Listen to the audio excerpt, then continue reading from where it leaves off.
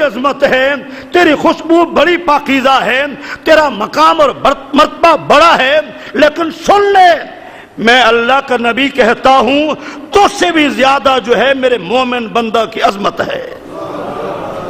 جو میرا مومن امتی ہے اس کی عظمت تجھ سے زیادہ ہے۔ کیوں؟ خانہ کعبہ یہ جہت ہے عبادت کی،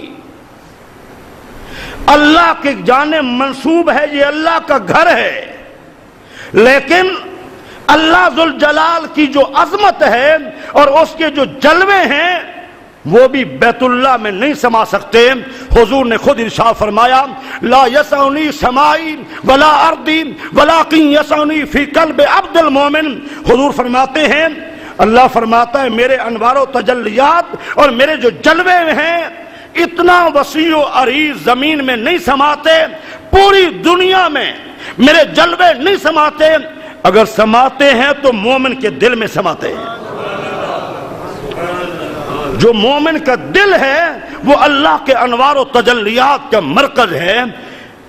کعبہ تو حضرت ابراہیم کی گزرگاہ ہے اور جو دل ہے یہ اللہ کی گزرگاہ ہے، اور اللہ کے جلوے جو ہوتے ہیں وہ مومن کے دل میں ہوتے ہیں۔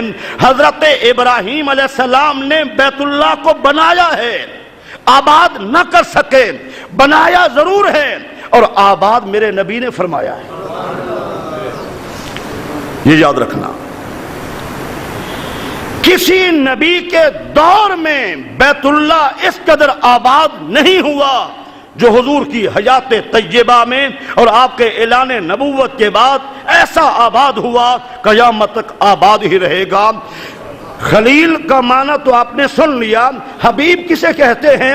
حبیب کا مفہوم یہ ہے خلیل ہو، کلیم ہو، سارے انبیاء اپنے اپنے منصب میں رہتے ہوئے سارے اللہ کی رضا کے محتاج ہیں، لیکن حضور کا مقام یہ ہے، حضور کا مقام یہ ہے کہ اللہ حضور کو راضی کرنے میں دیر نہیں کرتا، جلدی کرتا ہے۔